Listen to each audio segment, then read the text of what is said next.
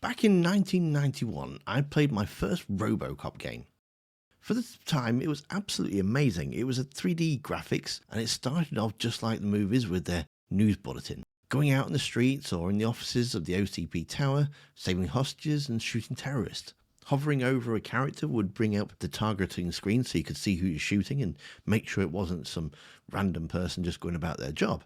It was absolutely brilliant. It had me hooked from the start. It was incredibly hard, but one random hand grenade just lobbed at you without you realising, and that was it. It was game over. But it had me hooked. Since then, there have been other Robocop games, but they've mostly been side-scrollers. That is, until now. Yes, we've returned to that 1991's feel, that version of that game, and it is so much better.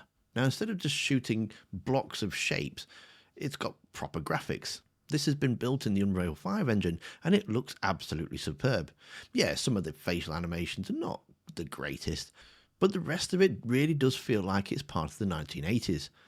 This game takes place in between Robocops 2 and 3, so it's like Robocop 2.5, I suppose.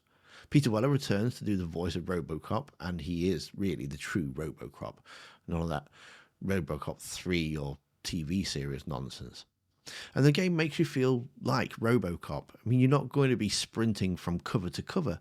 It's slow and methodical walk. There is a bit of a fast walk you can do, but overall, it is just moving very slowly. That's not to say that this is a walking simulator, don't get me wrong. And it's not odd. It doesn't feel odd, if you know what I mean. I mean, Robocop is slow. He walks slowly. And if you're playing as Robocop, that's exactly what you should be expecting. The aiming is on point, and weapons feel weighty and punchy. The ability to grab anything or anyone is really good too. You can just lob people into other objects or out of windows, and it makes you feel like this great big hulking machine. There is an element of role-playing here too. It's not just a first-person shooter. I mean, you can decide if you want to be a good cop or a bad cop, issue tickets or shoot them in the face. Oh, please, I'm begging you. Something's not right. You really need to find him. What is his name and address? George Elkins, 7706 Orchard Avenue. Let me check. Your son was found dead 2 hours ago. What? The levels are nice and varied. I was kind of expecting you just kind of move to location, shooting everyone. And you would have thought that probably would have got a bit boring, which the developers obviously did too. Some levels you are just wandering around picking up quests, and then others are just a straightforward shooting gallery.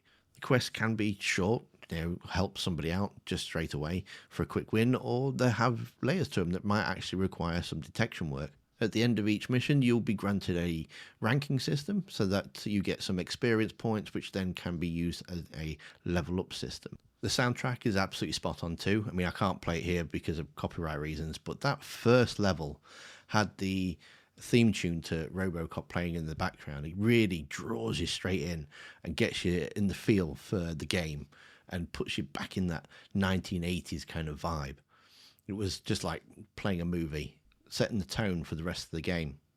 From the weapon targeting to the gore and the ragdoll physics, if you're a fan of Robocop, then this is going to be a must-buy.